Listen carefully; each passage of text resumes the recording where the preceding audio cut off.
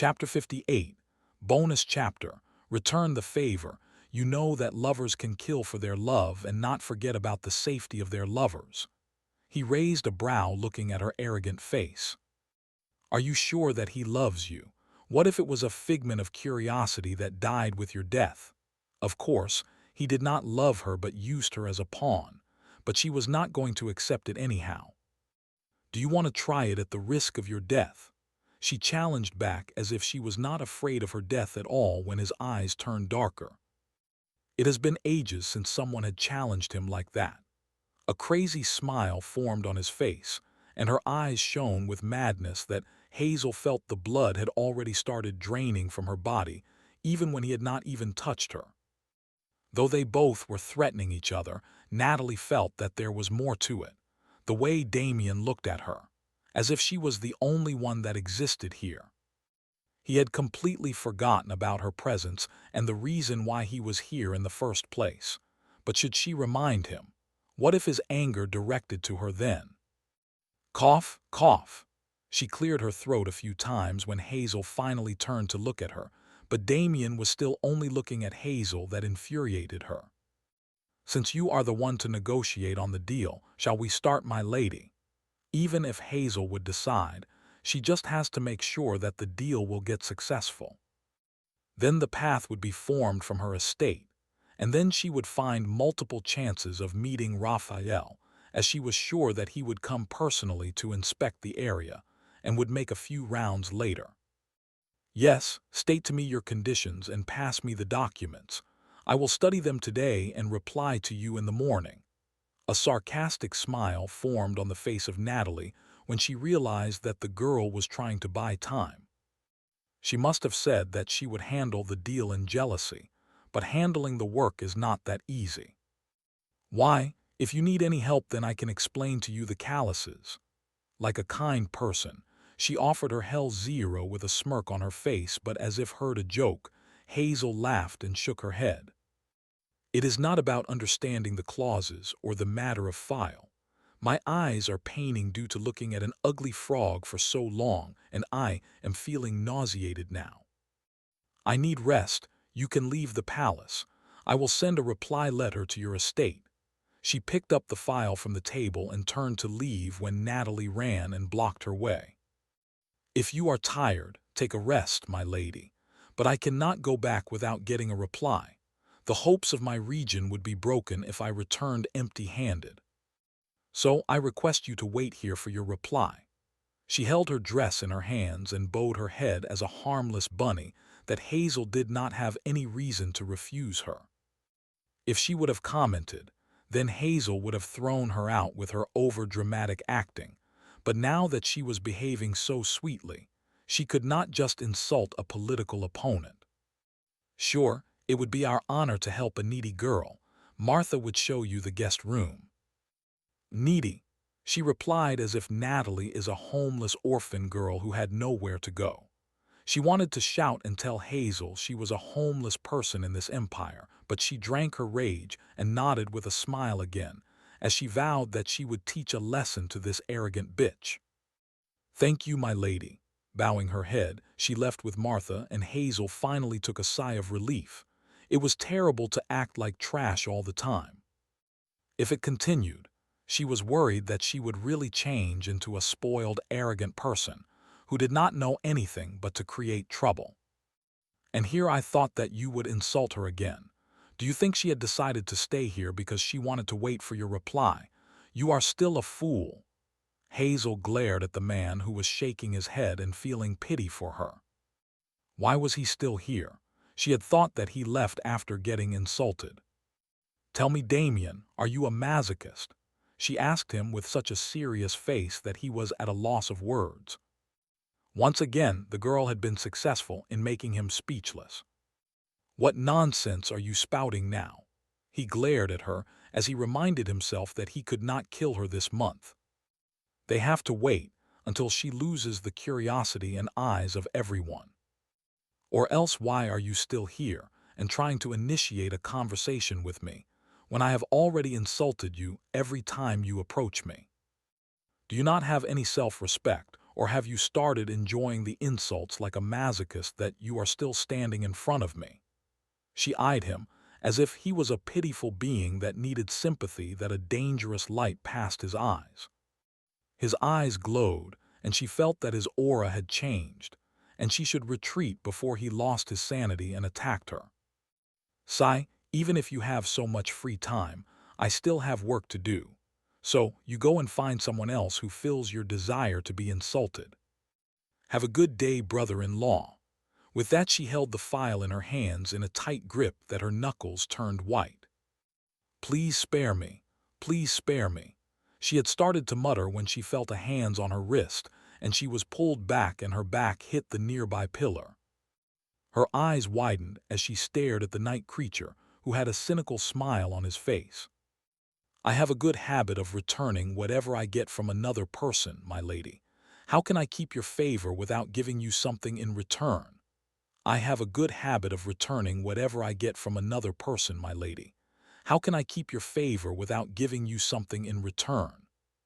She felt nauseous when his breath touched her skin. Though Raphael had held her the same way, the feeling was entirely different when Damien had held her, and her eyes instantly turned cold. For a second even his eyes cracked when he felt her frosty eyes.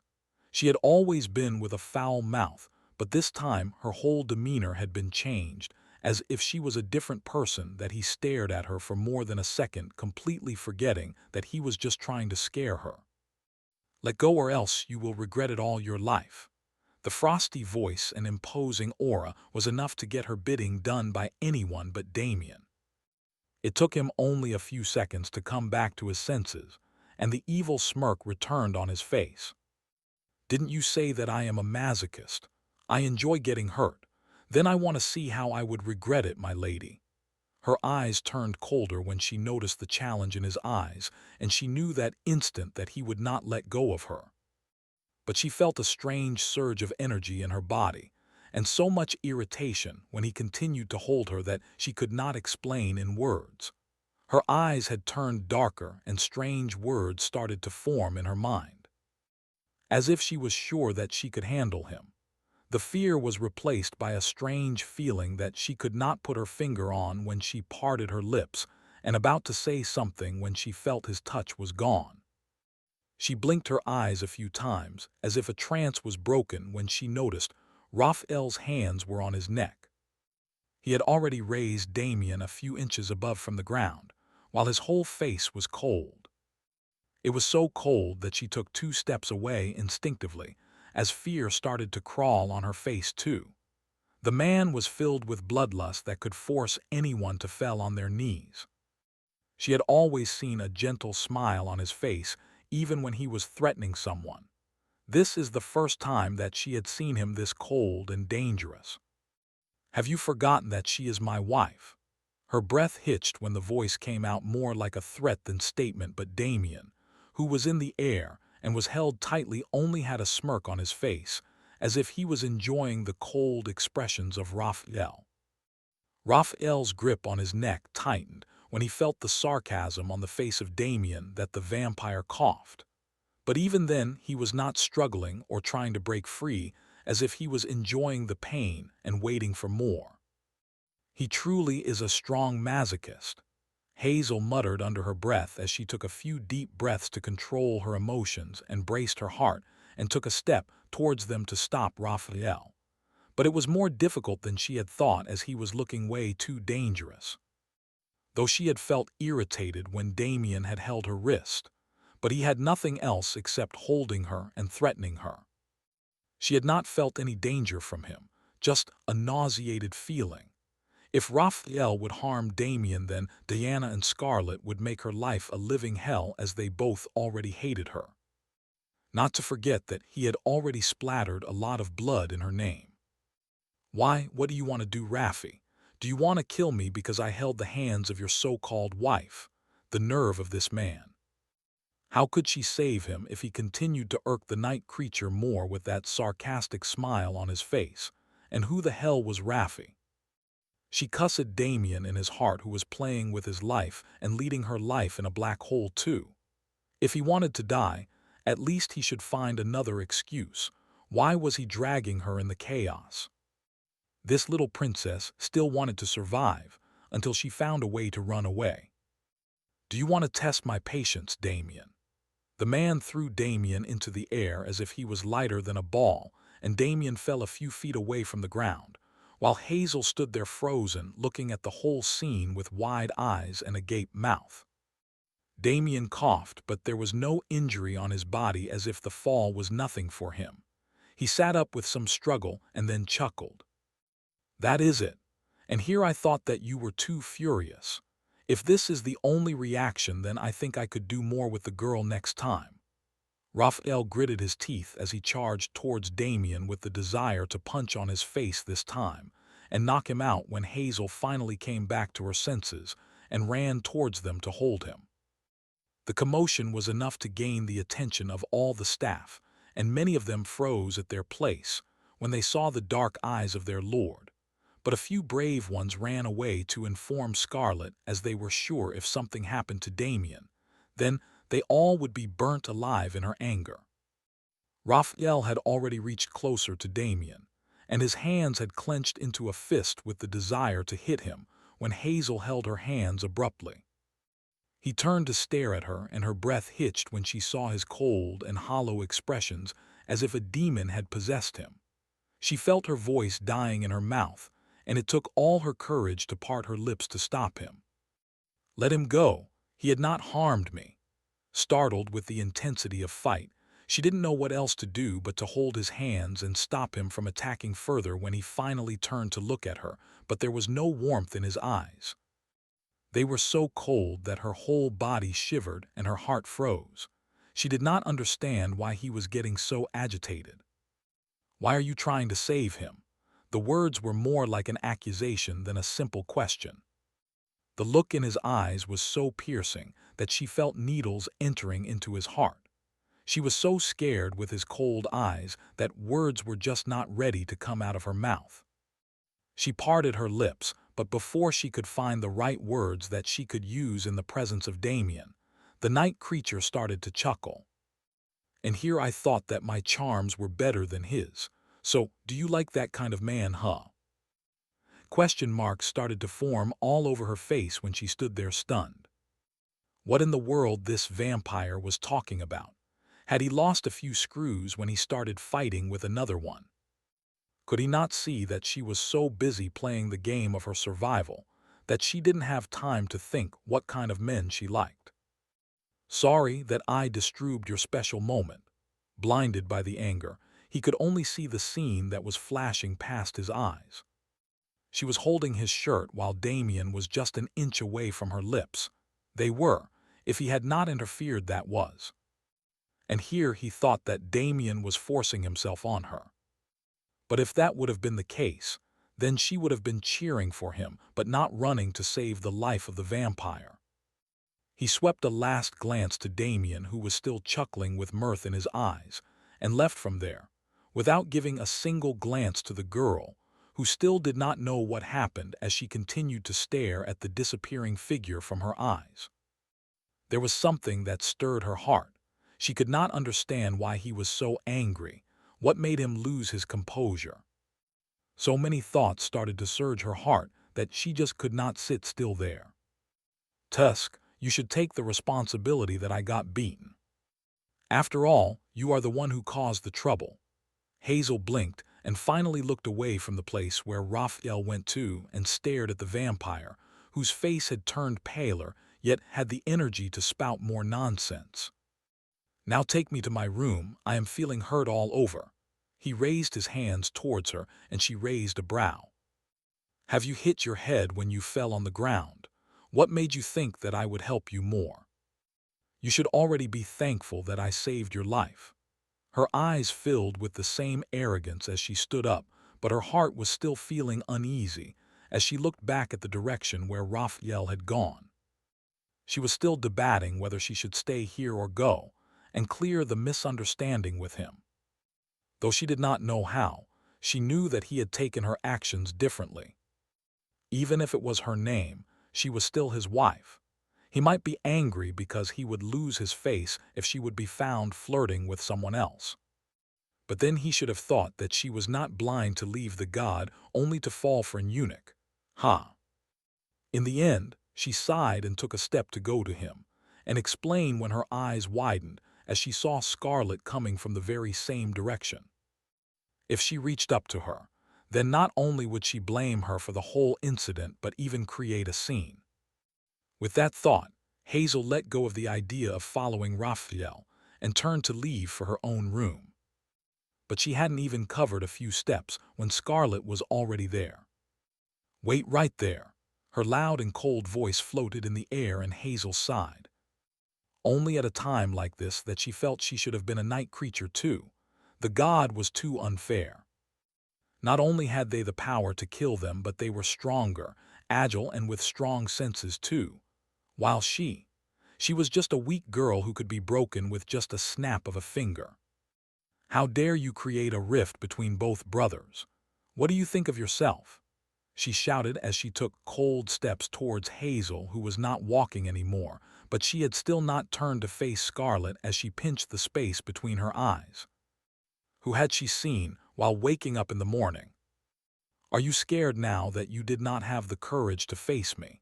I asked. "Who do you think created so much nuisance all day?" Her voice dripped poison as she held the wrist of Hazel to turn her back. But before she could apply more face, Hazel jerked her hands away and turned to face Scarlet with a cold and arrogant face that did not have a hint of fear or guilt. "I take myself as the empress and the sole owner of the palace, while I take you as a nuisance creating relatives who had forgotten that there is a limit to stay as a guest in the house of others, and have developed a delusion that the palace belongs to her now that she had looted a lot from there. Is it enough, or do you want to know more about what I think about you and what I know about myself? Now get the hell out of here." Bam! Scarlet was already agitated when she was told that Raphael had raised a hand on her son just because this girl snitched nonsense about him. She had come here solely to teach her a lesson, since she knew that her son did not need protection, and Raphael would not cross his limits. But now, without spouting a word, her hands reached for Hazel's neck and held it tightly in with the intention to kill her. Hazel's eyes widened. She knew that she had crossed the limit just now, but she was too agitated with their family drama. She did not understand why they were including her in it when she did not want to be part of it. Let it go." Hazel's hands instinctively held Scarlet's right hand that was holding her throat tightly and struggled to get away with the vampire who was much more powerful than her. "This mouth spouts too much nonsense, and I have never been patient enough. Do you think you can get sway after insulting me? Huh?" Her eyes were so cold that it could freeze anyone to an ice cube. Her face was filled with the desire to kill, and Hazel was sure that Raphael would not come this time to save her. With the way he had left her here, she was sure he would be enjoying the scenery as my punishment. Darn it! Why did she agitate the vampires when her protective umbrella was not with her? Feeling the lack of oxygen in her body, her face turned pale and desire to cough started to form, but she was not able to as the hold was too tight, and she felt that her struggles were getting feeble. Even when her nails dug deeper into the skin of the vampires, her hold on Hazel's throat did not loosen a bit. Hazel tried to move her hands towards her face with an attempt to scratch or poke her eyes to get free, but the vampires was so strong that she held her both hands with another and chuckled. "Do you think you can stand against me? You are nothing but a pest that flies too high." Finally enjoying Hazel's struggle, Scarlet felt that the fire inside her heart started to diminish. She had already had enough of Hazel. She had challenged her authority again and again. She had seen how Raphael had given her a cold shoulder and was sure that he was not going to save her this time. She did not like how she was getting the attention of Raphael again and again and disturbing the working of the palace. It was her golden opportunity to nip the evil in the bud. Cough, cough, let. The words were incoherent as darkness started to form in front of her eyes and her vision blurred. Was this her end? After coming so far and after fighting so much, she was still going to die. Just when Hazel had thought she would die in the next second, the pressure she was feeling on her neck was gone. Cough, cough. She coughed and took fast and shallow breaths to cover the lack of oxygen in her body. Her chest heaved up and down in a fast rhythmic movement, and her face was white. It took her a few seconds to adjust her vision and see the widened eyes of Scarlett, who was staring at Damien. He is the one who saved her. No, her eyes must be playing with her. Why would he save her when they wanted to get rid of her in the first place? But no matter how many times she blinked and looked again, the image in front of her did not change. Damien was holding hands of his mother, who was seething with anger. Dark clouds started to form about her, and smoke could be seen rising from her body. What does it mean? Hazel was sure that her teeth would have broken if she would have been a human by the pressure she was using in gnashing her teeth. Though she had seen Scarlett angry and cold, but never had she seen her this furious, not even when she was trying to kill her. "Mother, I think you are tired and need some rest. Come, let me take you to your room." Hazel. Scarlett. What was he treating her like? An old lady that had lost her senses. His reply was so laid back and casual that it just did not suit the situation, but strangely felt like a good slap on the face of Scarlett, who was looking at her son with widened eyes. "What do you mean, Damien? What do you think you are doing here, huh? Let me go." As the words left her mouth, only then did Hazel notice that he was still holding her hands and she was struggling to get them free.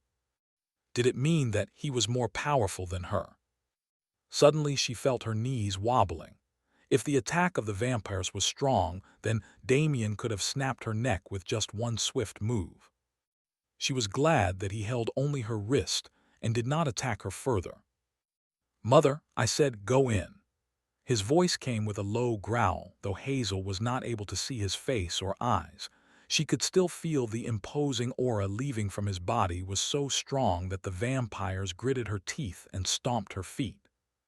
"I will not forget this," she hollered as she stared at her own son with bloodlust before giving Hazel one last death glare and leaving from there while stomping her feet.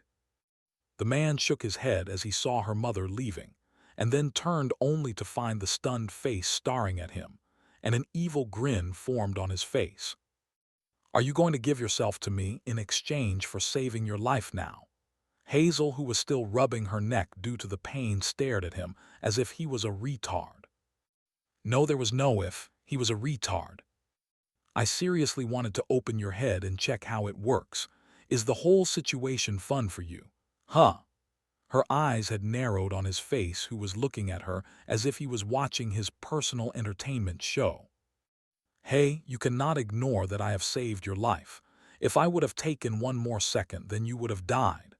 He shrugged his shoulders, but she knew that he was right. If he would have taken a bit more, then Scarlett would have killed her.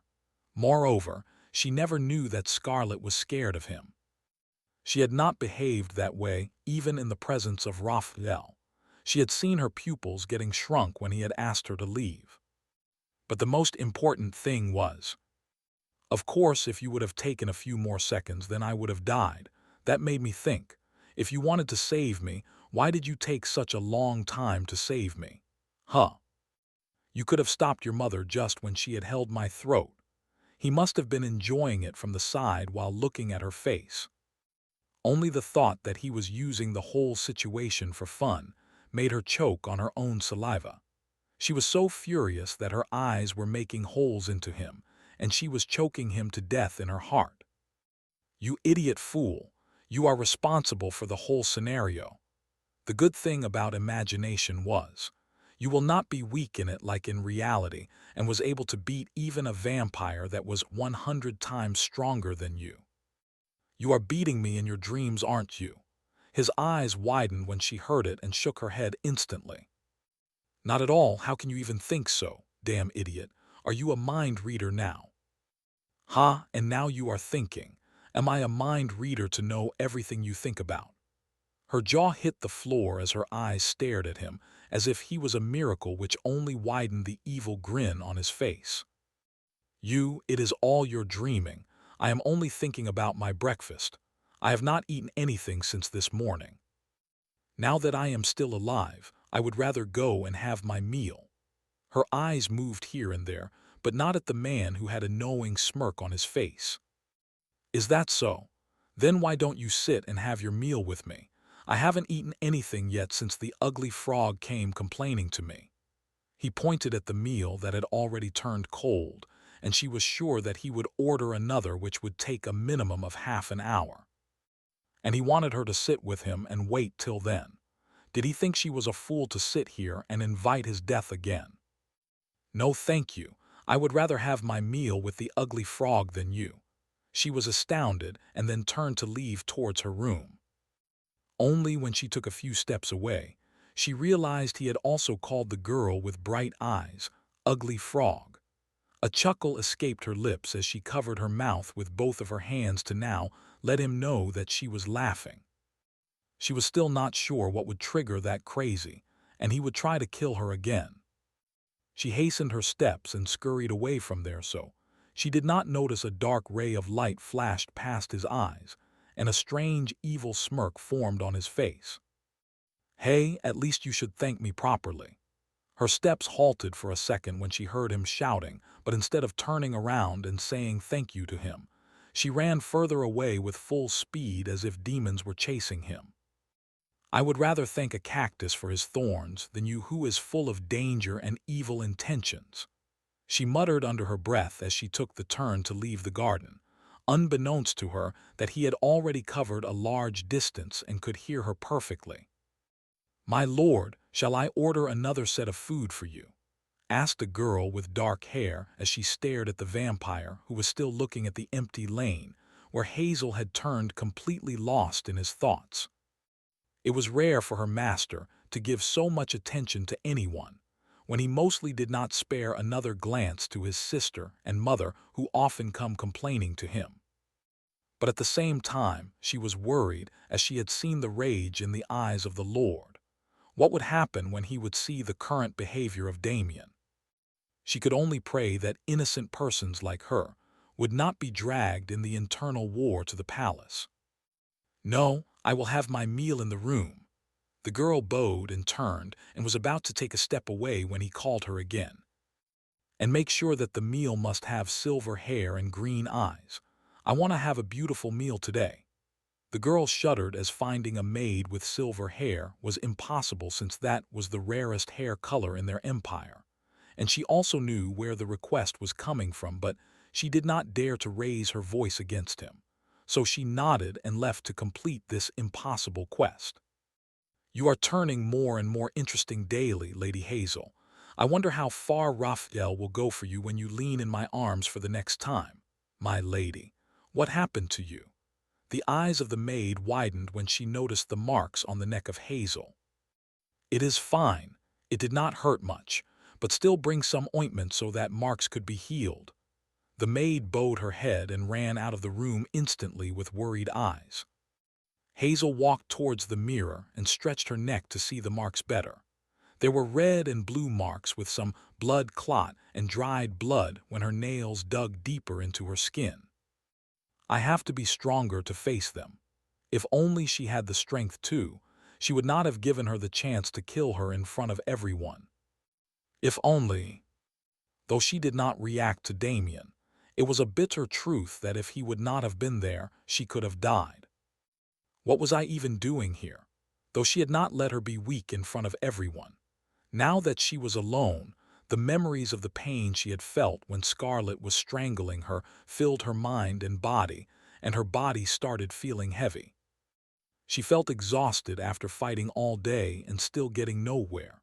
No matter how much she tried, the difference in strength was too much for her to handle. If only I were married to a human. Then, even if her in-laws were not nice, she would have been able to retaliate in front of them. Tears started to form in her eyes. Death was just a step away from her. Yet there was no one who would rub her back and tell her everything would be better tomorrow. "My lady, I have brought the ointment." Hazel wiped her eyes hurriedly when she heard the knock on the door. She had already suffered enough. She did not want the maids to know her sufferings so that she would be mocked further. Clearing her throat, she called the maid in as she moved her fingers away from her neck and picked up a jewel from the table and started staring at her as if she was busy enjoying their beauty. The maid stared at her red and puffy eyes, but bowed her head instantly as it was not her place to interfere. "Shall I apply the ointment, my lady?" she offered, but Hazel shook her head. "No, place it here on the table and then leave. I did not want to be disturbed for the rest of the day." The maid looked hesitant as she continued to stand there for a while as if she wanted to say something, but meeting the cold eyes of Hazel, she nodded her head and left from there. Hazel waited till she heard the sound of getting the door closed again. Her grip on the gem loosened and it fell on the ground with a clink. Yet she continued to sit there for a long time, without taking the initiative to apply the ointment or moving to take rest on the bed. As if her body was only there and her soul had left the room long ago. If the sound of breathing wouldn't have been there, anyone would have thought she was nothing but a statue. How long had passed when her trembling fingers turned cold, and finally she moved to pick up the small vessel of ointment and applied it on her skin. The cold ointment was in contrast with her burning skin, that the burning sensation started to engulf her, and a few more tears started to come out of her skin. "I wonder if anyone would have cared if I would have died today." Her family would have only distributed sweets since they wanted to see her die to find a reason to start the war again. Raphael would have felt that finally the thorn in his way was taken away. The maids would have taken the breath of relief, as she was the reason for a few of their colleagues' deaths. Who else was there to worry about her? No matter how much she thought, she did not find a single name who would have felt even a tinge of pain when she left the world. The thought only made her cold. Her heart froze as the feeling of being abandoned filled her beard further. Applying the medicine, lost in her thoughts, she finally let go of the vessel and walked towards her bed.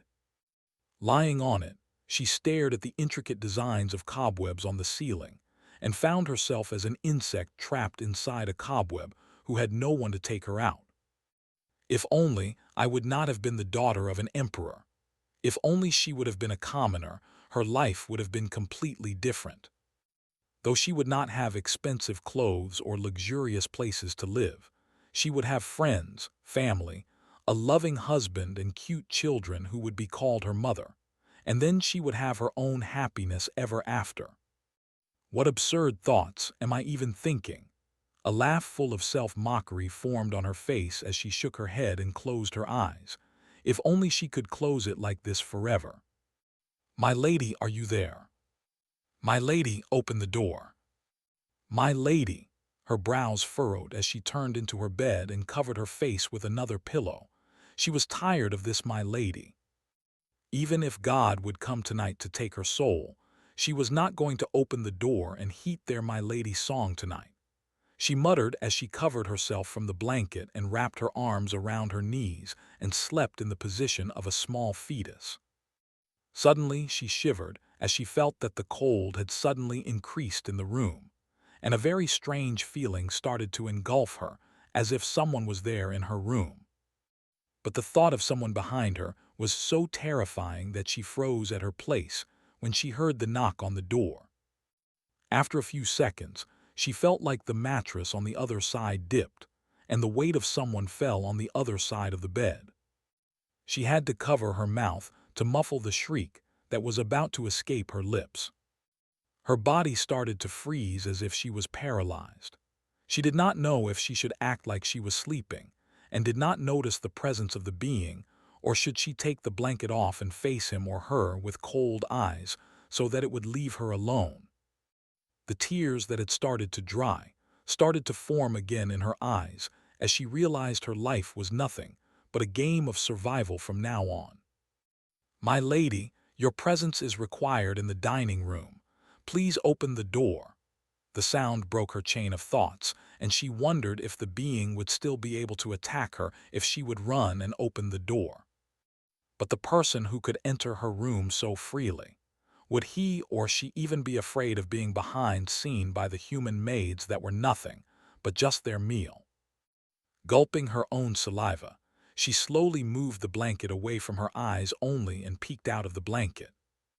Huh! A frown formed on her face as she sat up with a start and looked around. The room was empty as it should be, but she was sure there was someone on the bed just a second ago. Or was it just her illusion? She stood up and bent to see if there was someone hiding under the bed. The person she was trying to get away from. She left no stone unturned to find him or her. She checked the bath area, opened and shuffled the whole wardrobe, and even looked behind the curtain, but was not able to find anyone. "My lady, what shall I say to them?" A sigh escaped her lips as she let go of the blanket she was checking and walked towards the door. Taking a deep breath to calm her mind, she opened the door and stared coldly at the maid who had been knocking on the door for hours. "What is it?" Her voice was so cold that the maid shivered and bowed her head instantly. "My lady, Lady Natalie is attending the lunch with us, so I wanted to know if you would join too." 3 deep lines formed on her forehead hearing the absurd question from the maid. What did I have to do with myself, if anyone is attending the lunch or not? I am not hungry, so I will not attend it. The maid did not leave after getting her reply, but instead stood there with a pale face as if she had heard a death sentence that confused Hazel. What is it now? Shouldn't she leave after getting her reply? Why was she here in the first place? She was sure no one would miss her or worry about her if she would not attend the lunch. Then why did it feel like the maid would be punished if she was absent? Without thinking much about it, she tended to walk towards her bed again. She felt a cold breeze touching her neck, and her eyes snapped towards the open window that was still swinging with the breeze, and the curtains that were flying. Why had she not thought of it before? She ran towards the window as if her life was dependent on it and looked out, but there was nothing. Yet she was sure the windows were closed when she had laid on the bed. Could it be? The fact that someone can enter her room and go out of it without anyone realizing, even when she would be 1/4 floor, left her shivering there. "Then I shall go and inform everyone not to wait for you any more." The maid finally got her voice back, but it was still so miserable as if she could not bear to leave, and was still waiting for a miracle to happen when Hazel snapped her neck towards her. She was about to nod, but then her eyes widened, and an idea finally formed in her mind. "No, wait. On second thought, I did not have lunch with all of them after my first meal in the palace. It would be nice if I could spend some time with them. Help me in dressing up properly. I will join the lunch." Finally, the pale face of the maid showed a hint of life as a sigh of relief left her mouth. "Yes, yes, my lady. I will do my best." With bright eyes and strong determination, the girl replied as if she was going on a war that confused Hazel, who raised a brow but shook her head as she did not want to waste time thinking about her while standing in this room. It would be better that she would get ready and stay among the crowded area. She would be safe there. Who knew who was behind her life this time? But even if the whole world would try, she would not give up without struggling. "I want to wear a scarf on my neck." Hazel stared at the rare jewels and expensive dress she was wearing, but her eyes always stilled on the marks of her neck that showed how weak and frail she was. Even if that was the truth, she was not going to show it to the world and would try her best to fight again until the very end. "Don't you want to show the mark to the Lord and gain his sympathy, my lady?" Who said that he would sympathize with her? He would just pass her a warm smile as if he cares, but his eyes would fill with disdain that I could not even handle this much, and yet I have dreams of survival. She knew Raphael well. He would not care even if she would be burnt to death if he would not have any benefit from her life. He was only letting her live because the matter is still in the eyes of the public, and her death would affect his position, as the head of the council that would control all three empires: humans, vampires, and the coven of the witches. Have I given you the right to ask me back and decide in my stead? The eyes were cold again, and the maid flinched. She was sure that, when Hazel looked at her that way, she was no better than Raphael, who had the power to freeze her till death. "I apologize, my lady." She bowed her head and took out a pink scarf that matched her dress and wrapped it slowly on her neck. Hazel flinched and closed her eyes when the cloth touched the marks, but she bit her lips to stop herself from creating any sound. This place was nothing less than the woods where weak animals ended up as the meal of the stronger ones. So she had to be strong no matter what. "Is the makeup up to your liking, my lady?" Hazel raised her head and stared at her face.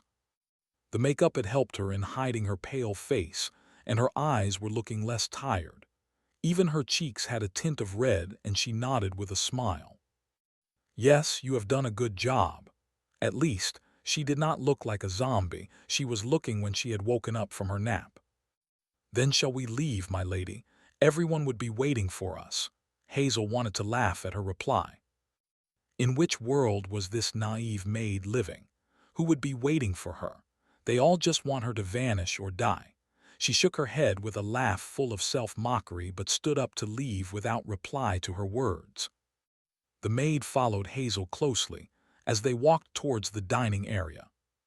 The sound of laughter and merry talking could be heard from afar. She did not need to see that it was Scarlett who was chatting with Natalie with such enthusiasm. The one and only moon of the Empire, Empress Hazel Casanova, is entering the room. She did not remember the announcement of her name after the day she had entered the palace for the very first time that she flinched at the loud sound for a second. "Get a grip on yourself, Hazel. Why are you being so edgy today?"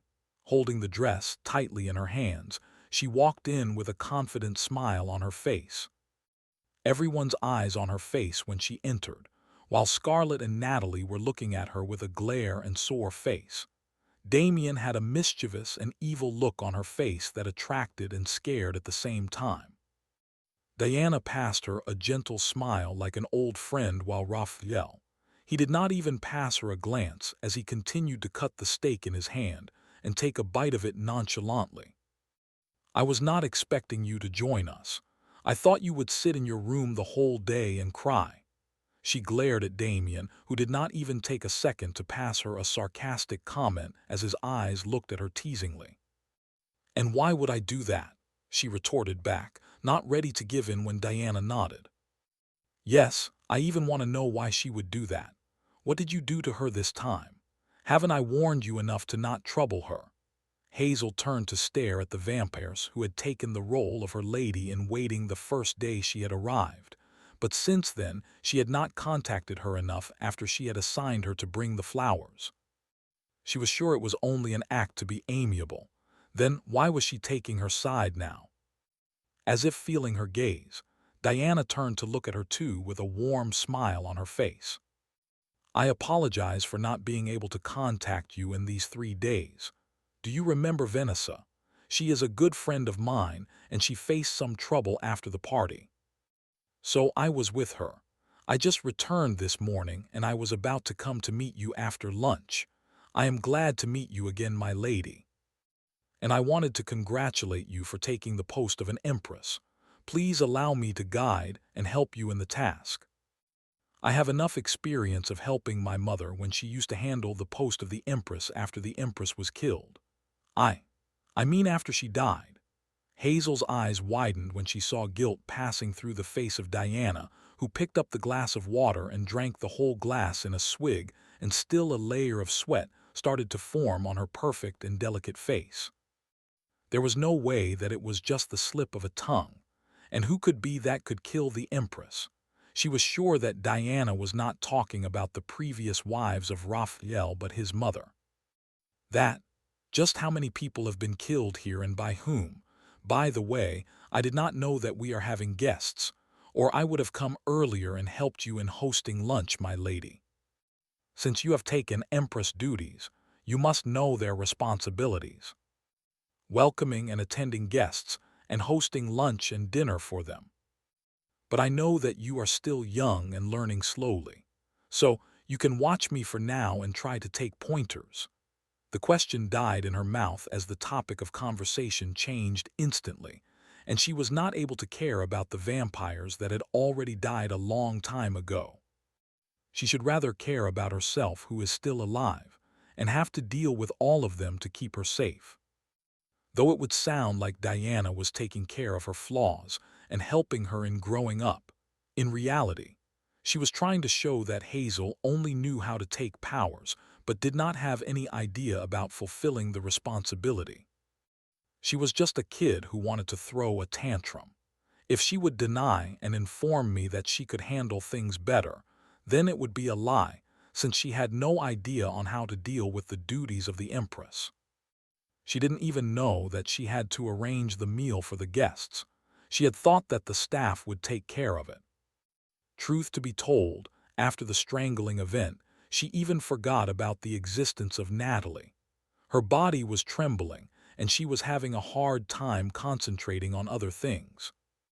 But if she would accept or stayed silent, then it would be accepting that she did not know how to be the Empress and would let Diana handle matters while she, like a spoiled kid, would enjoy only the powers. No matter what she would choose, she was about to lose the battle. "Arg!" she shouted hard in her heart as she only wanted to go and sleep in her room.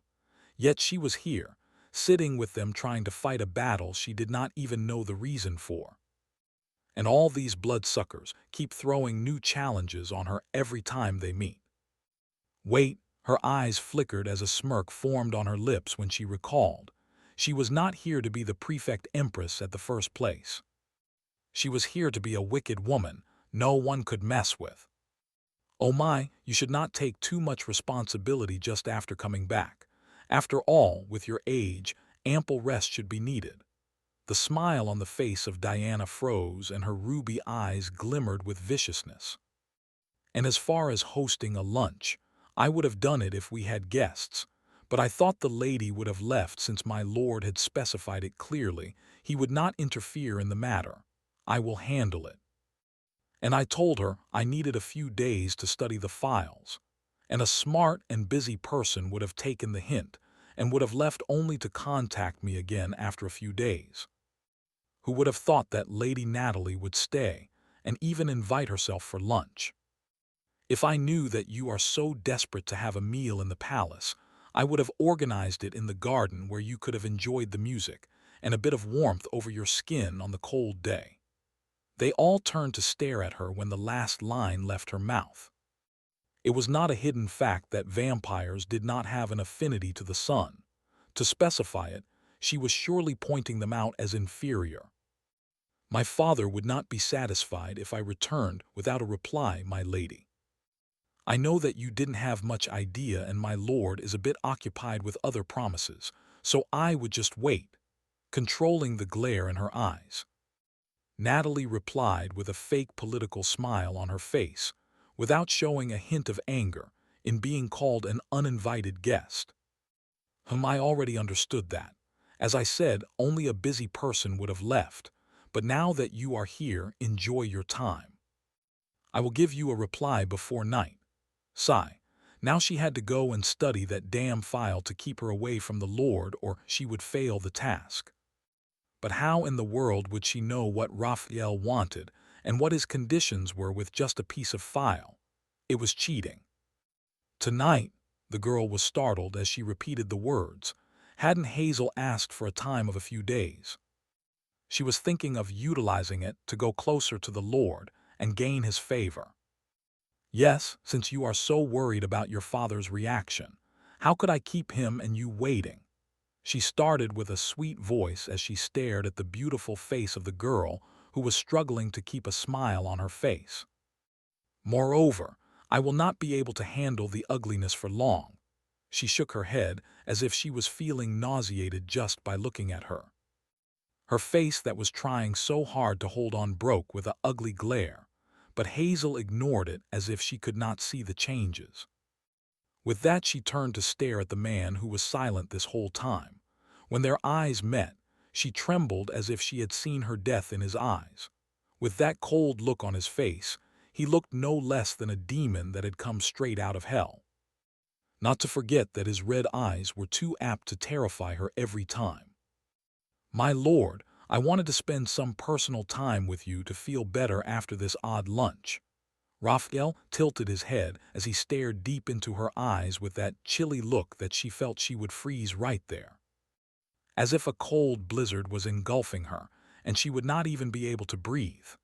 The aura was so strong that she felt lucky that she was sitting already.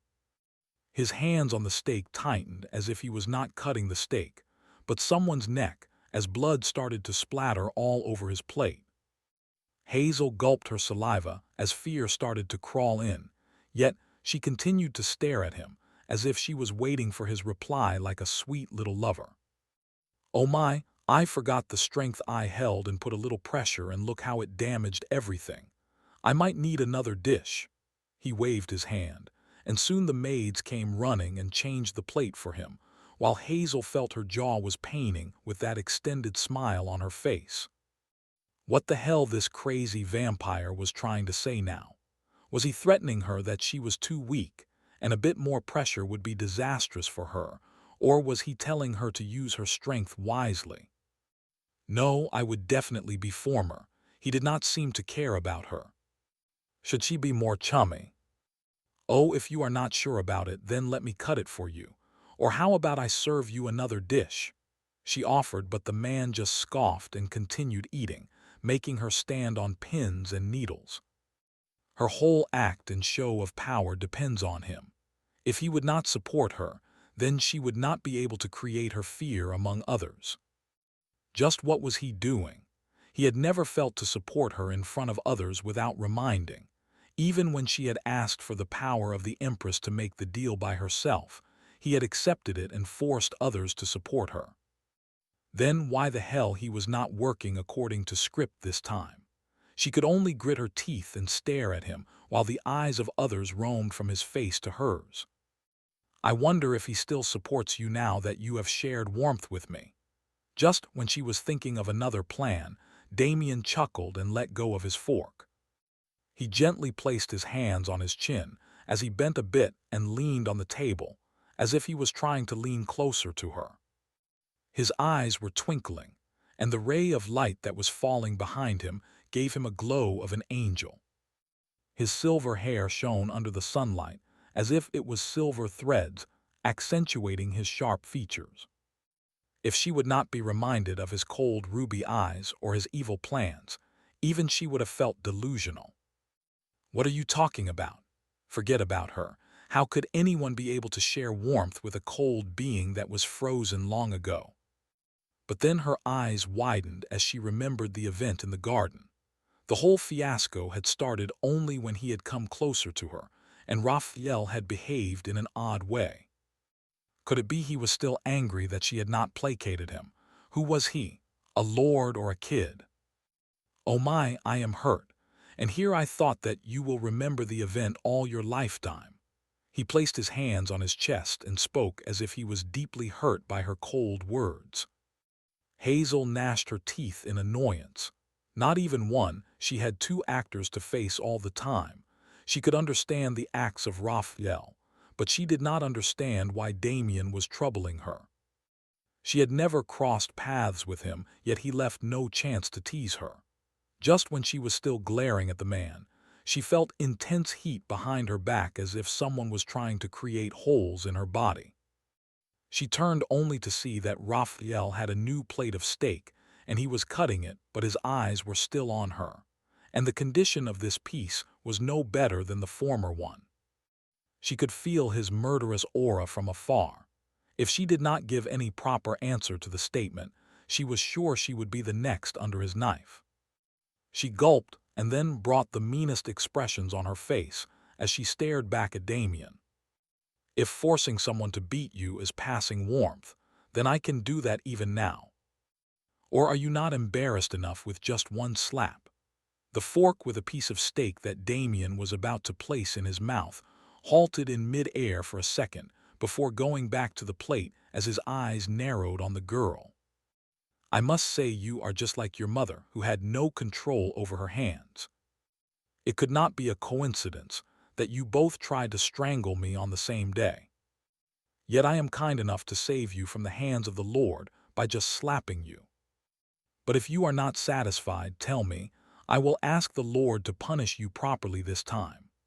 She stole glances at the night creature as she spoke the words viciously, and to her relief, the expressions on his face cracked as he finally turned to look at her properly, and a breath of relief escaped her lips. "You were strangled by both of them today." The words sounded so much intense that Hazel felt he was worried for her for a second, but she immediately let the thought go as she knew how vicious both of them were. They would not even blink or care even if she died right there. But she was still his wife, so it was only normal that he would react to those words. But before she could reply, the man started chuckling as if he had heard a great joke that confused her, but the same could not be said for Scarlet. She had thought that Hazel would stay silent over the whole matter, when she had noticed that Hazel had covered her wound with a scarf. After all, it was humiliating to be attacked by another vampire, and not be able to save yourself when you are trying to show off your power every single day. But who would have thought that vicious girl was waiting for an opportunity to not only throw her off the cliff, but even drag her son in it? While she was going berserk and was planning to kill the girl this time for sure, Damien only scoffed. He was petrified by her words, as if even the joke was not worth his attention. "Scarlet, I thought that I had cleared it, that no one would touch my wife. Yet you, shall I take it as you did not care about my words anymore, or to be more precise, you are not afraid that I would kill you right here?" Contrasting to his low voice and slow pitch, his words were full of menacing aura and open threat. "Isn't she alive and kicking? Do you think she would be sitting here if I really wanted to kill her? She is just making a hill out of the mole hole, and she would continue to do that if you kept getting agitated over her every step." She scoffed as she picked up her piece of steak and started eating it as if nothing happened. But before she could cut, another fork landed on her plate, grazing her finger, but not hurting enough to create a wound. With a glare, she stared at Raphael, who sighed, "Oh, do not mind it, my hand slipped." The mocking tone was so evident that Scarlet coughed blood with the gnashing of her teeth. She was so fuming that not a single word came out of her mouth, so she just nodded her head and was about to pick another bite when a knife landed on the other side this time.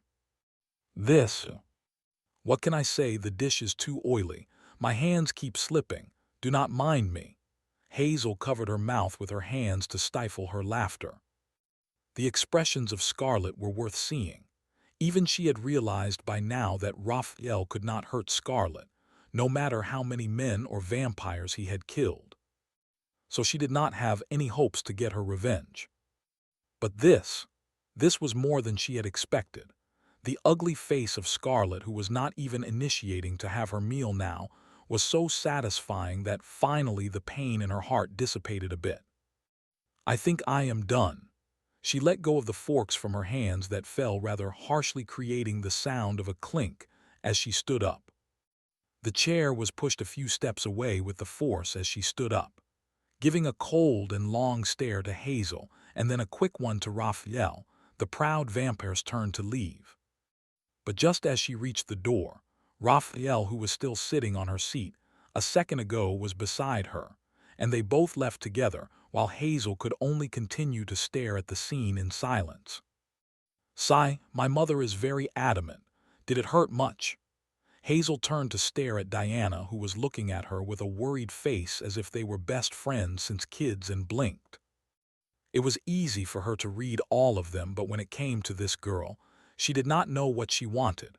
Most of the time she had shown her kindness, and even bore her tantrums, but never complained.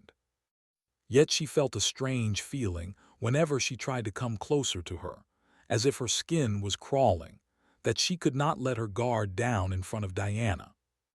"No, I am fine." With a curt reply, she decided to continue her meal as she could finally breathe freely and enjoy the food, since both monsters had left the room already. Oh, that means Mother is right. She did not want to hurt you in the first place, because if she wanted, you would not have been alive. My mother is one of the strongest vampires around. With a proud look on her face, Diana replied to assure Hazel, who was already stealing glances at Damien, who had a smug look on his face as if he was waiting for her to praise him and give credit. She had never felt that annoyed while looking at someone's face as him. No, when she was trying to kill me, a mad dog came and bit her, so she was not able to continue and left from there. Huh? Diana's brows knitted as she stared at Hazel with bewilderment. It was not a human empire. They did not have pets that humans used to keep. A dog. A dog. Diana turned to look at the face of her brother, who had a fuming look on his face, as if he would stand up and strangle Hazel this time, and her eyes widened as she finally realized which dog Hazel was talking about. Yes, a strong barking one that could never stay silent. She shrugged as she stared at the pair of siblings who were completely opposite to each other. You crazy woman, I will tell you what a dog is. He stood up to pounce on her. Never in his life had he lost his cool this much. This woman was here to drive him crazy. I made a mistake saving you. I should have cheered her when she was trying to kill you. He snarled as he took a step closer, but Hazel just scoffed. That time they were alone in the garden, and she did not know if Raphael would support her, but the way he had dealt with Scarlet, her confidence was boosted. You dare? Are you not afraid that Raphael would kill you this time if I would not interfere too? Huh, so a bitch is trying to match me. That is why she is putting me in her category. She narrowed her eyes at his mocking face and stood up to match his height. All the maids exchanged glances as they have never seen an empress fighting like that. Not to forget the vampire who only raised his head to choose his next victim, talking so brazenly and so openly. Brother, my lady, what are you both doing? With widened eyes and pale face, Diana tried to stand in the midst of both of them who were thirsty for each other's blood. You better control him. I do not have any intention of dirtying my hands. Diana started at Hazel with mouth agape. Did the girl even know that Damien could cut her limbs even before she could touch him? She should rather be worried about staying alive than getting dirty. You should have thought that when you decided to skip baths for months. Do you even have any idea how we survive when we have to share a room with you? Why, I have heard vampires did not need breathing. Then you can always close your nose when you are nearby. That means you accept that you did not take a bath. Why would I discuss something so intimate with a stray dog like you?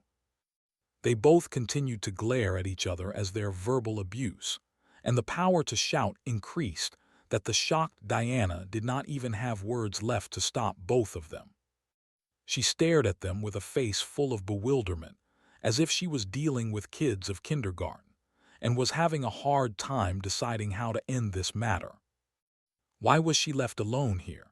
She wanted to shout but refrained when she heard the sound of footsteps behind her, only to see the aide of Raphael walking toward them hurriedly, and her eyes narrowed. Suddenly she walked behind Hazel with an intention to pull her away from Damien, but her ankle bent in hurry, and she pushed her towards Damien instead. Wait! Hazel, who was so engrossed in arguing with Damien and venting off all her anger and frustration, did not realize that she had lost her balance until she felt his warm hands wrapped around her body. Tisk, such a foul yet strong mouth when you are so frail. I think your body needs some workout instead of your tongue. Though he was still passing sarcastic comments, he had held her so that she did not fall. That stunned her. Cough, cough, before her mind could snap out of her trance. She heard the sound behind her and turned to look at a man whom she had seen on her first day.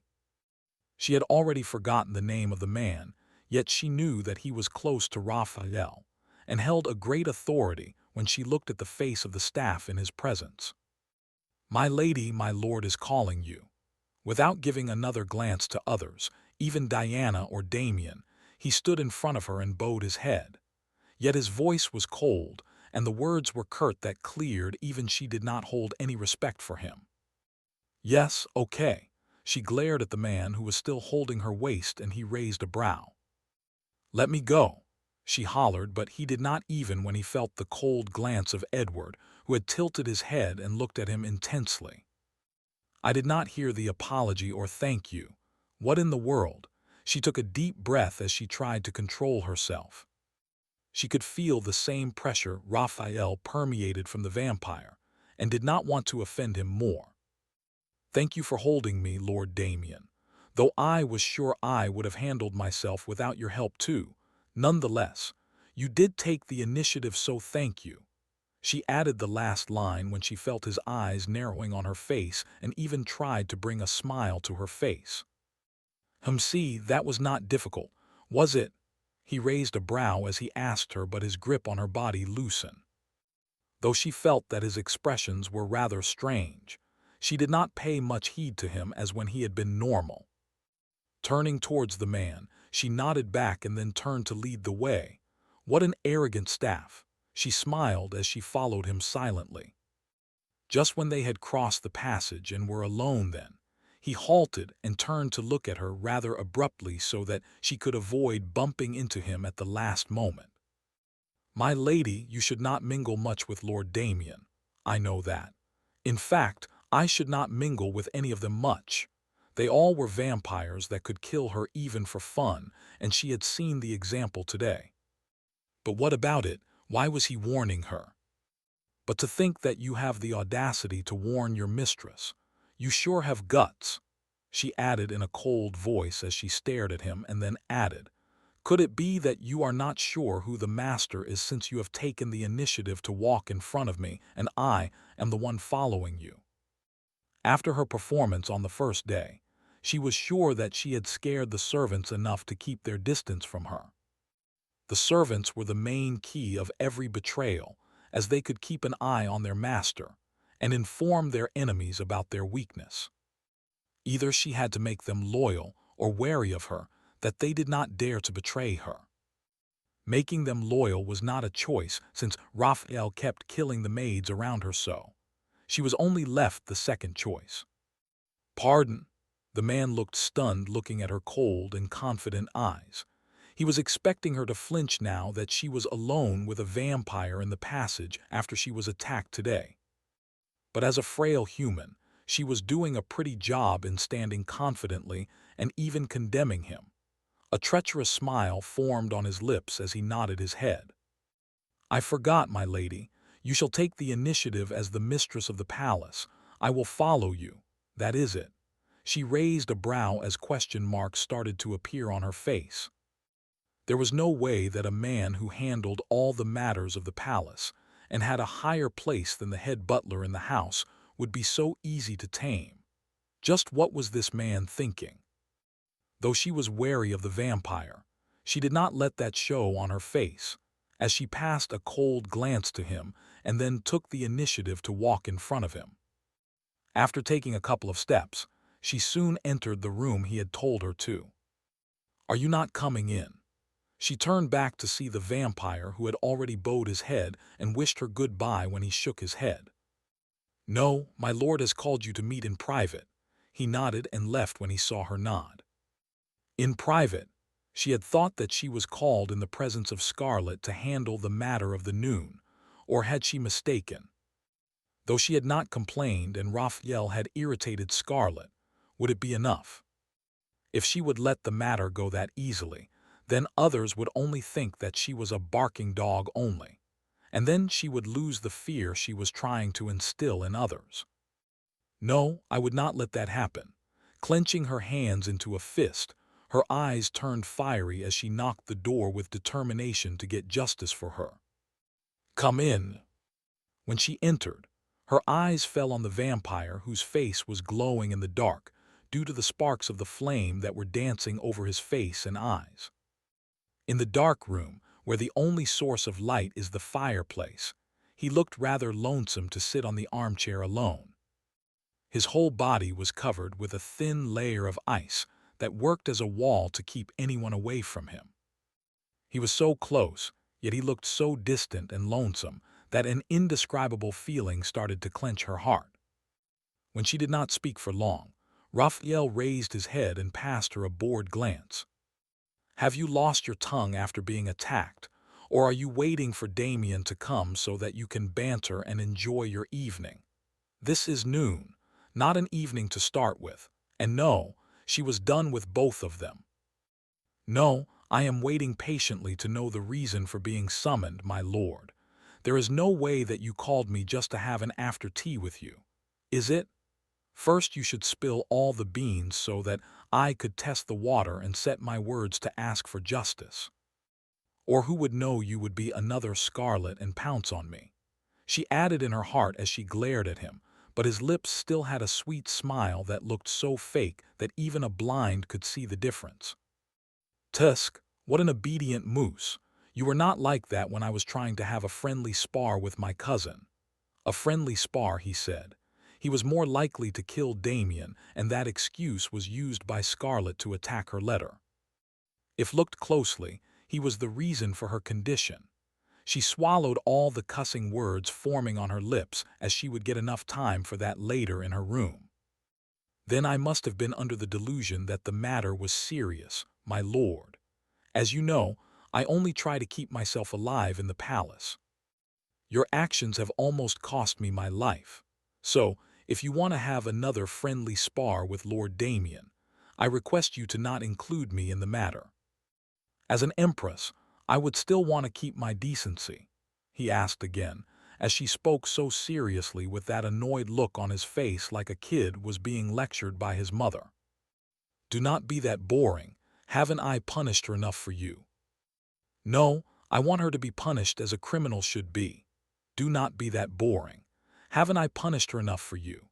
She gritted her teeth as she felt that he was mocking her and showing that he had done a big favor on her just by throwing a few forks and knives on the vampires who did not even get a scratch mark while her whole neck was. No, I want her to be punished as a criminal should be. His eyes cracked for a second before turning to normal again as he glanced at the girl who had not even informed him of the incident in the first place. He still remembers how she had tried to protect Damien, even if it was for her safety. As a criminal, you say, you know that she is a higher-level aristocrat, the only family of the emperor to be exact. Are you sure you could take her to the royal court as a criminal? Hazel could feel the pressure emaciated from his body and the frosty look in his eyes. He was trying to pressure her to give up. Well, what had she expected? They were family, of course. He would support her while she was just a luggage he had to carry to stay in the position. I know, but my position is still higher than her, since I am the empress. Do you think the family of the emperor had the right to attack the empress? She took a breath of relief when her voice came stronger and clearer than she had thought. She wanted to act like a brat and wanted to have a safe life here.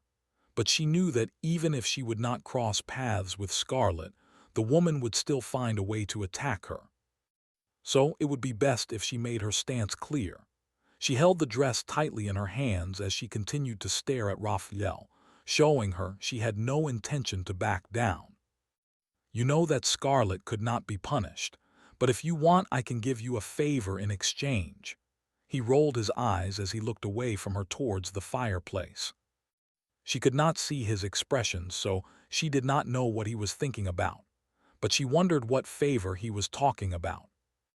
No, even if you could not punish her severely, I still need an assurance that she would not repeat it.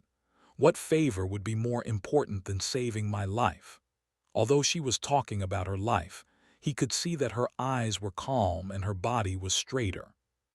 Did she not feel scared when she was attacked or when she was facing him? He continued to stare at her as the dark rays started to dance in his eyes. He was sure that if he continued, she would back down, but even after so long, it did not happen. If it is about your safety, what if I punish her and she decides to take revenge? You are so frail that it would not take much effort to kill you. Her nails dug deeper into her skin when she heard his bland voice. He was not even feeling sympathetic when she was attacked and even mocking her for being a human. But he was right. She was weak and Scarlet could attack her again. But if not punishment, then. Her eyes sparkled as she stared at him again with more confidence. Then I want you to give me 2 favors instead of 1. He raised a brow as he was not expecting her to back down so easily when she was so adamant just a second ago, but at the same time he wanted to know what she wanted to ask for. I will decide that after hearing your requests. Tell me, what a bastard. Did he think that she would ask for the crown or what? Cussing her again in her heart, she took a deep breath. That is simple, my lord. I think you're right that I am not able to protect myself against the strong night creatures. He nodded his head as if that was the given when she felt all the nerves of her forehead popped, but she controlled. So, I want 4 loyal knights to protect me all the time, even when I am asleep in my room, so that no monster could come to my room from the window when I would be sleeping.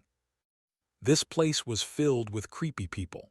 She shuddered when she remembered that memory and was more determined to have personal knights that would follow her everywhere.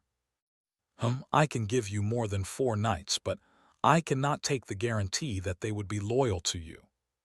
We have to earn their loyalty by ourselves. What is the second request anyways, and can you continue the conversation after taking a seat? It feels strange that you are standing there while I am sitting comfortably here. He pointed at the seat nearby when he noticed her shuddering. It must be the memory of being strangled. He assumed, looking at the reactions of her face when she nodded and walked towards the seat. I was standing because you did not offer me the seat in the first place. What if your face has turned gloomy again and you start ignoring me like mourning? After all, you are a man in the menopause. In spite of the violent thoughts in her mind, she maintained that fake smile on her face as she sat down. What is your other request? I want the freedom and power to choose whom I want to meet or not, since I am the empress of the palace, not a mere maid. He stared back at her as if he did not understand what she truly wanted. I want the power to deny meeting anyone in the palace, even if it is Scarlet or you, my lord. Every time the girl spoke, it amazed him how she was so calm even when he was raging. As if she had an impenetrable wall by which his aura clashes and returns without harming her. Yet, when she talked to Damien, it was so carefree and natural, but when she talked to him, it was as if she was always eager to draw a line. A dark ray of light passed his eyes when the thought crossed his mind, and his face turned gloomy. Even as an empress, no wife had the power to refuse to meet her husband. Of course, the same goes otherwise too. So I cannot grant your second condition. If you want, I can consider half of it by giving you the permission to choose if you want to meet anyone else or not. Hazel pursed her lips to avoid her from shouting that they were not a real lover or couple, but in the end she nodded. Something was better than nothing. It was already more than she expected, as she did not need to worry about her safety that much. I understand, my lord. Now that she was done with her conversation, she stood up and bowed her head in a hurry as if demons were chasing her when his face turned even colder and the temperature in the room dropped. Why was he getting so agitated again? It would be better if I left before he blew off. Did you forget that I have called you? Do you think I will call someone without any reason? Hazel's heart clenched when his freezing voice fell on her ears, but her smile only brightened. Oh my, I forgot, since I was worried I have already taken a lot of precious time with you. The flattering smile was so strained that her jaws started to itch when he snorted. Even my maids have better practice of giving a fake smile. With that, he stood up and walked towards her, and she instinctively took a step back. Even if my smile is not good, you cannot kill me for that. Evil bygone, let evil be bygone. As if the spell would really work, she started to mutter it with more force each time in her heart. What are you doing? I didn't mean to. With an embarrassed face, she halted in her safety speech when he did not come to her but walked past her, towards the study table behind her. Awkward? Why did she always feel awkward and scared around him? What was she even thinking? It was because he was a devil. Your family has sent you a letter. I called you to pass it in case you call me insensitive. Here." Her whole body froze, and she took no initiative to take the letter, as if he was giving her her death sentence. Raphael raised a brow when he felt that the color of her face drained instantly. She was not that scared while facing the near-death experience here. "They have sent a letter to me too, thanking that I let their son go whom you have sent to prison in anger. And they have invited both of us for their founding festival, which will commence next week." Each word that left his mouth was enough to tremble her in fear. She had thought that she had gotten rid of their traps once she had started to live here, but who would have thought? Wait, had he realized something? Why had he not asked me why I had sent my brother to prison? Could it be a test to check my loyalty? Shall I confess the truth so that I would not be pulled into the mess later? "That, my lord, I have asked them to take my brother to prison because I did not want to be part of their." She gulped her own saliva as the words failed to leave her mouth. What if he pounced on her and killed her? He had clearly told her that she was alive because she had never tried to play tricks with him or kill him like his previous human wives that were sent with an intention to kill him. What if? "I know." Raphael took a step closer to her, and this time she was so stunned that she even forgot to take a step back. As if facing her death, her body refused to move even an inch, but her eyes had widened, and sweat had started to form on her face. "You know. What the hell do you know?" She shouted in her heart as she felt each step was enough to stop her heart from beating. "Yes, your brother apologized to me for his misconduct. He told me that he had insulted me and forced me to go back with him since he was worried about me."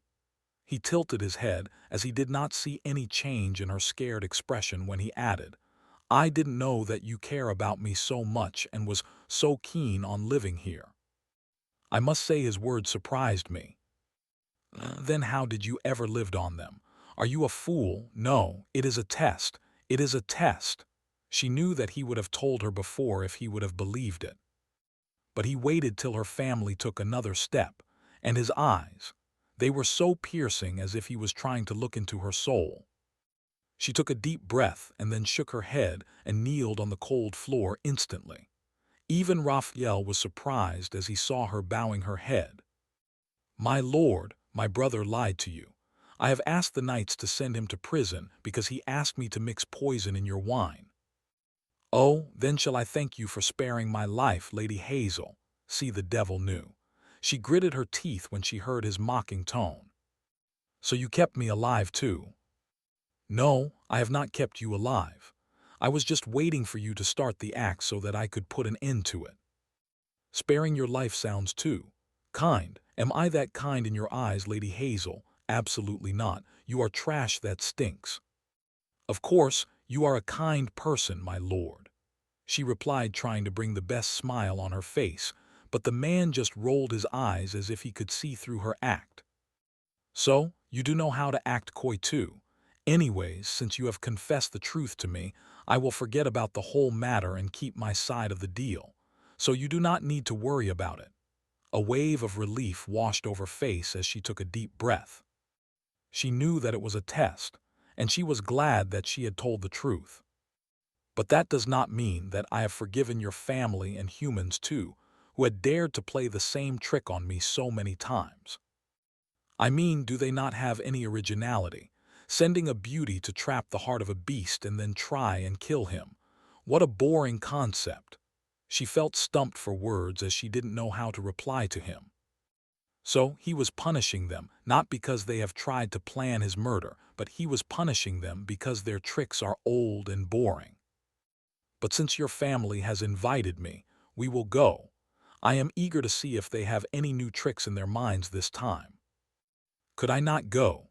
He raised a brow at her hesitant look. Even when they were trying to kill him, why was she so reluctant to go home? It was not like she liked to live here. The way she glared at every other person here, and always ready to put up a fight, showed how irritated she was from this new palace. "Sure, if you think that you can survive here in my absence, then suit yourself." Her eyes widened as she realized the gravity of the sentence and shook her head like a rattled drum. No, how could I do that? If my lord wants me to accompany him, then of course I would go with him. Going back to her flattering face, she nodded her head and tried to stand up when she staggered a bit. Her feet had gone numb due to sitting on the floor for so long. She had thought that he would ask her to rise when he would forgive her, but the fool didn't even realize or had completely forgotten about her discomfort. But since he was talking to her normally, then he would not mind her standing again. Right. With that thought, she tried to stand but could not when she felt that she was going to fall on the floor again. She already had scratched her knees with the previous kneel and now this. She closed her eyes as she already prepared herself for the fall and the pain that would come with it when she lost her balance. But the pain she was waiting for did not arrive. She felt a pair of cold arms around her instead. She did not need to open her eyes to know who it was but how. She was sure that he was sitting on the other corner of the room just a second ago. Tusk, you truly are too frail. It would only need a single attack on your neck and you will lose your life forever. Say, instead of nights, shall I make a cage for you that would keep you protracted? She opened her eyes and glared at the man who treated her as if she was an animal. I am not your pet, and I can take care of myself. His eyes filled with amusement as the girl who could not even stand properly tried to put on a fight with him whenever he tried to help her inside. You really are a weirdo. Anyways, since the matter has been decided, we will leave next week for your hometown. But for now, you have announced in front of everyone that you will handle the matter of the new trade route, so I did not cut your words as per our agreement. But let me tell you, the agreement is important for the palace. So you better not mess with the deal and bring favorable results. I did not care what condition they asked for. Fulfill it and accept the offer, or I will do that in front of everyone and then you will feel insulted. Of course, she had never expected that he would support her without any benefit. She nodded her head as she knew what responsibilities she had to fulfill, but then she still didn't know about how the deals were signed in the palace. But didn't he say that he would accept any condition? Then why was she so worried? No, what if it was another test? I will not disappoint you, my lord, but I am not that versed in business. So, if you do not mind, can I have someone who would help me in studying the contract? It would not take more than a few hours. I promise to keep my questions short and wrap the matter as fast as I can. She assured me when the man hemmed and joy filled her face. It would be her first achievement, and she would do an important task independently. The thought was enough to delight her, so she waited for a man to be called or at least an order to be issued for the staff when he raised a brow. Why are you still standing there? Hurry and bring the papers. I did not have a whole day to spare. Didn't you say that you only need a few hours of help from me? You. She blinked as she looked at the night creature who should not have time for her at all. Oh, that would not be needed, my lord. You are such a busy person, any normal clerk would suffice. It would be even better if that person would be human. And you think that person would guide you better. Haven't I told you that the deal is important for me? Then why are you dragging me in it? She wanted to shout but nodded her head instead. Then I shall bring the parchment Lady Natalie gave to me. She stood up while her mind already started working on the plan on how to get rid of the situation, but before she could take a step he chuckled. There is no need, I have the copy here. Tell me what you want to know. Taking a deep breath like a deflated balloon, she picked up the papers and started checking them. Her brows knitted into a thin line and she took out the parchment and started knotting the points seriously. Randomly, a few tendrils fell on her face, and she blew them away instead of using her hands and tucking them properly behind her ears. His eyes flickered as he continued to notice how her lips puckered every time she finds something queer, and then jot it down so forcefully as if she was using a sword against the enemy. Her eyes were filled with grievances and rage as she felt like she was tormented. Randomly, her lips mutter something inaudible, and then she closes her eyes and takes a deep breath to control her anger. She looked so annoyed that he wanted to tease her further. He licked his fangs instinctively when his eyes fell on the drop of sweat that started from her forehead and teased her face while finally falling on her neck. It looked so damn seductive that his eyes glowed. He stood up and was about to take a step towards her while taking out a handkerchief from his pockets when she finally closed the file and raised her head, even startling him. Phew, finally done. She picked up all the papers and stared at him when she noticed that he was standing too close to her and had strange expressions on his face. Her brows knitted as she looked behind her, but there was nothing. Why did he look like someone snatched a stack of gold for him? "Are you done?" She flinched when she heard his cold voice and wondered what made him so annoyed. "Well, yes. I have prepared notes to the best of my knowledge, but I am not sure since I have never done this tack before. If you look at it and tell me a few things." She placed the parchment on his study table while he continued to stare at her face with a flicker in his eyes, and only when she stared back at him did he look at the papers. Scanning through the details, his eyes glowed, and an indescribable emotion flashed past his eyes, but when he raised his eyes, that was normal again. Hazel waited for the man to speak all this while, but he was too silent. She was sure that the parchments were not made perfectly. She was not a professional and had no idea how negotiations were done on land and treaties. "If there is any problem with the data and the details of negotiations, then I will." "There is no need, I will handle it." He would. "If there is any mistake, you should tell me and I will improve it. I have to learn all this since I have to handle the duties of an empress too. So it would be better if you guide me rather than handling it yourself. Most importantly, if you are going to handle it, why have you asked me to look into it in the first place?" Her eyes filled with irritation as she stared at him with hurls exploded in her mind, while she felt nervous at the same time.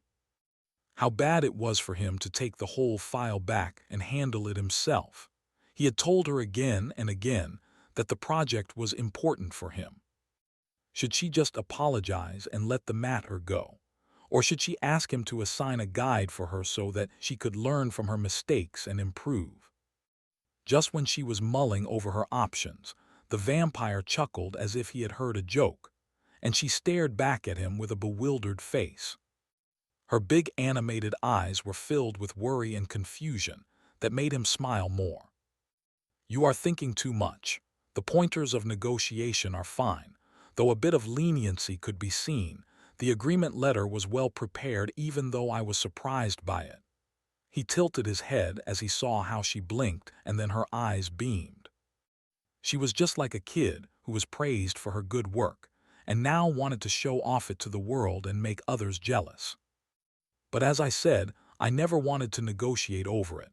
I want the treaty to be accepted. The conditions you have set were too harsh, and there might be a chance that it would be rejected." Another frown formed on her face when she heard so, but she did not understand why. "My lord, when I read the file, the treaty gives you the right to trade with the northwestern area of the Lorenstein Empire. But as far as I remember and shown in this file, the area is barren and there is no industry or agriculture there. Why are you so keen on a treaty? It would only bring loss for the empire." She had even tried to look into the library and record room but found nothing special in that land. There was no historical record of that place either, as if it never existed in the land or geography. Then why did the place matter so much? The more she thought about it, the more she felt it was a waste of money and effort, and he did not even want to deal with the girl. But as the words left her mouth, his aura turned gloomy, and the smile on his face disappeared as if it was not there at the first place. "Have you heard about the place before, or do you know why the area is famous for?" He halted and stared deep into her eyes, but she shook her head sincerely, and his eyes flickered and turned darker when he added with a wary smile on his face, "It is the coven of witches. It is the coven of witches." Thud. The words felt like thunder to her ears, whose eyes widened. If vampires were dangerous for sucking your blood dry and for their utter strength, witches were known for their cunningness and magic. Though they have frail bodies just like humans, it is to their advantage since they could hide well among humans and survive, but they have immense power that even a vampire had to kneel in front of them. Why was he trying to enter their coven? Had he lost his will to live, or had he gone completely crazy out of boredom and wanted to fight with them for their entertainment? Go ahead. If you want to die, then go ahead. Why are you dragging me in it? Haha, my bad. How foolish of me. She laughed awkwardly as she sat back on the chair and picked the glass of water from the side. Drinking the whole glass in a single gulp, she smiled again, but it was so fake, as if she was not even putting an effort in hiding her true intention, or was so tense that she did not even act. On second thought, you are right. You should handle the matter by yourself. I am still a novice, so working on such a big trade would not be good for me. Hehe. She laughed awkwardly as she looked at the man with a pleading expression, who raised a brow, but his eyes were cold. So, you are refusing me? She swore that she saw the same madness in his eyes when he was going to attack a person and kill him, and her heartbeat increased. Her heart palpitated so fast that she was sure it would burst out of her ribcage. No, not at all. How could I even think about it? In fact, I feel remorse that I am not able to help you, but even if I feel upset, there is no way that I could help you. So, it would be only wise for me to let go. Squeezing a tear out of her eyes, she looked down as if she was feeling upset that she was not able to fulfill the first task given to her and was not able to prove her worth. But her eyes were only filled with rage.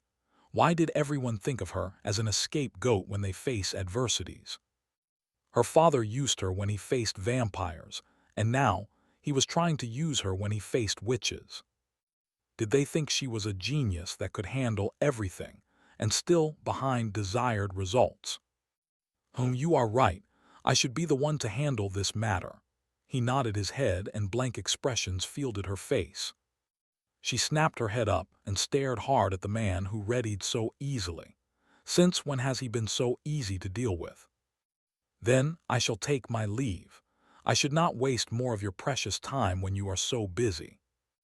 In fact, I would go to the royal chef and ask him to make something special for you tonight. Without even wasting a second, she jumped up from her seat and ran towards the door, as if she was afraid that he would change his decision if she stayed there for one more second. But just as she dashed towards the door and forwarded her hands to hold the knob, she felt the strong chest of a man instead of the door. Hazel raised her head only to see that Raphael was standing there, and his head was lowered as he was looking at her with gleaming eyes. She snapped her head back to his office seat, which was not empty, and then to him. How in the world did he reach the door before her? Wasn't he sitting there just a second ago? She cried with no tears as she felt that she was no match to his strength and agility. She was only a fool to think that she could run away from his palms. Where are you going? I did not ask you to leave, did I? The sentence was more of a threat than a question, and she knew better to deny than stretch the matter. No, my lord, but I did not want to. You are not disturbing me, so go and sit back on your seat. What if I did not want to? It is not me but you. You are the one I was running from. With a nod full of reluctance, she dragged her heavy body back on the chair again. Even a snail would have been faster than you, he muttered under his breath, yet he did not ask him to increase her pace or hurry up as he walked back to his leisurely pace too. Then go and bring a snail, she muttered, yet increased her speed a bit as she went and sat on the chair again. Once seated, she stared at him like a criminal who was waiting for his death sentence to be announced. In normal circumstances, he would have teased her a bit more before letting her go, but now it did not look to be the case. I will handle the matter as you said, but I still needed assistance, and I needed someone who would handle the girl so that I could concentrate on my work. So I want you to come with me. If my wife would be with me, there would be no flies I should be worried about. You will handle Natalie and her father when I go and check the whole vicinity. And if you would be with me, I would easily achieve my target in less time and come back. My lady, what are you searching for? The maid stared at the lady who had the habit of reading, but today she was almost drowned in the books that the maid even had trouble seeing her face. Hazel frowned but did not reply as she continued to search the books. Her eyes were frantically looking at books as if she was searching for elixir in them. The maid shrugged her shoulders, but just when she was about to turn, a loud bang resounded. She turned back and was stunned to see Hazel had banged her head on the table. My lady, are you okay? Shall I call a physician? She took hurried steps towards Hazel, whose face was looking dim and pale as if her soul had left her body. No, I am fine. Leave me alone. Though hesitated, the maid nodded her head and left the library after giving one last glance to her listless empress. If only there had been a single book that could help me. Hazel sighed as she stared at the sheer amount of books she had checked already. From the books on history of witches to the importance of the area where Raphael was thinking of making trade routes. She had checked all of it, yet she did not have any information about the witches that looked genuine or could be trusted. How would she survive in the unknown land then? Whenever the thought crossed her mind, she already imagined a woman in the dark cloak was trying to strangle her. Why am I so doomed? She wanted to shout but knew that it would be of no use. Whenever she thought that her life was finally sailing smoothly, a roller coaster waited for her around the corner. No, she would not give up. With that thought, she stood up again and walked towards the shelf where all the books related to witches were. Are you looking for something particular, my lady? She almost jumped up from her place and turned back to see who had called her suddenly when she noticed the old man whom she often sees there. He must be the staff managing the library, she assumed as she had only seen him here. Yes, I am looking for the history or anything related to the Triart land or the Lorenstein Empire. He was her only hope. If he could help her with the book, then she would be mentally prepared for the future. But the man took a step away abruptly, as if he had seen the ghost, and stared at her as if she had gone crazy. My lady, I apologize, but I cannot be of any help. With that, he bowed his head and turned to leave the library with hurried steps, making her stunned. He behaved as if she had asked him about his death. Why was he so frightened? The thought bewildered her but confused her too. Wait, are you trying to deny the Empress? If he would not reply to her normally, then she could only force him by her powers. After all, it was a matter of her life and death when the man halted. His face had already lost all the colors when he turned to look at him and shook his head. I did not dare, my lady, but the information you are trying to find is not in the library. She frowned when she saw him bowing his head and apologizing to her when the library had more than 1,000 books on cooking. Then how could it be that it did not have a single book on the trade routes of the empire? What do you mean? Why is there not a single book on this trade route? The way Natalie was talking about it, she felt as if the place had strong significance, that she was ready to stake her life and dignity for the trade. Yes, because my lord had ordered us long ago to burn all the books related to that area. Not only in the palace, but there would be no book about it in the whole empire. Instead of reliving her, his words only make her more confused. She did not understand what was so special about this land. If he knew that there was a coven of witches, why did he want to go there in the first place? Could it be that he had a beef with someone there and was going to annihilate them? If he wants to go, then go. Why was he dragging her with him? Do you know the reason? His face was telling that he knew everything. He was not able to look at her, but his eyes were roaming all around when he shook his head, and Hazel realized that he was not going to tell her the truth, no matter what she would do. I think it is because the poor never bought from the trade route, and the empire was suffering losses. But how the relationship was improving, it might start again. She was glad that she took her stance, At least now she knew something if not everything. Then how shall we search about the land? My lady, that would not be possible, and I advise you to not look into the matter personally. It would be the reason for your death too. She blinked as she stared at the man who was trying to scare her to death and scoffed. You have no idea how strong my will to survive is. Since you cannot help me, you can go. The man looked at her with hesitation, and in the end sighed as if he was facing a big trouble and muttered, I cannot help you, but every person in the royal family can. They were there when the incident happened. Thanks for watching. Please subscribe and like the video and comment down if anything wrong in the story. And if have any suggestion to a new novel or want next part of any series, comment down. Our target is to get 1K subscriber. There will be SUPRISC for all of you. Stay tuned.